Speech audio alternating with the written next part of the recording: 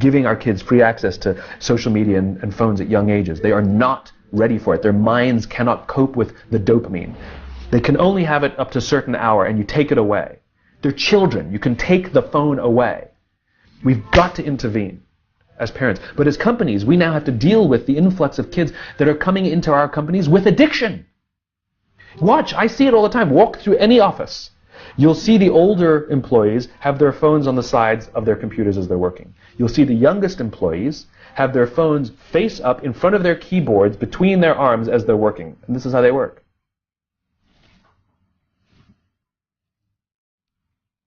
And the science is alarming. They did experiments on mice where they did the multitasking. They put flashing lights to mimic going from the computer to the cell phone, the computer to the cell phone to the TV.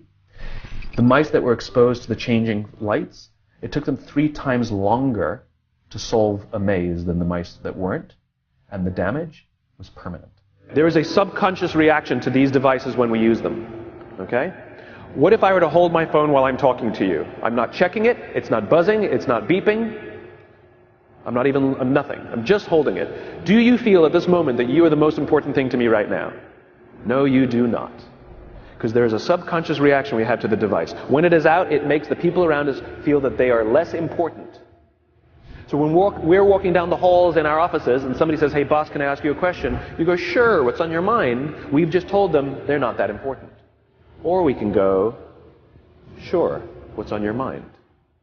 And if you don't have a pocket, find a shelf, put it on the shelf, come back and say, sure, what's on your mind? When we show up to a meeting, or a lunch, or a dinner, with our colleagues, our clients, or our friends, or our families, and we put the phone on the table, we have announced to everyone in the room that they are not that important to us. And by the way, putting the phone upside down is not more polite. My favorite one is when the meeting or at a lunch with someone that the phone will ring and the caller ID will pop up and they will go, I'm not going to get it. Oh, so magnanimous.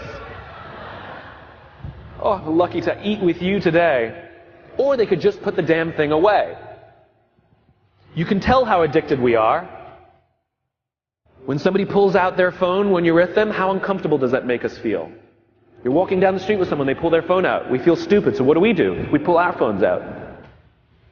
We're so addicted. Somebody goes to the bathroom when we're at dinner, and what do we have to sit there by ourselves? God forbid we should look around the room for 5 minutes. We pull our phones out. Meetings. Awful. What do we do when a meeting happens, right? Everybody's sitting waiting for the meeting to start. Bob's running a few minutes late. Bob's here? Okay, start the meeting. Do you know when relationships are built? All that in between time.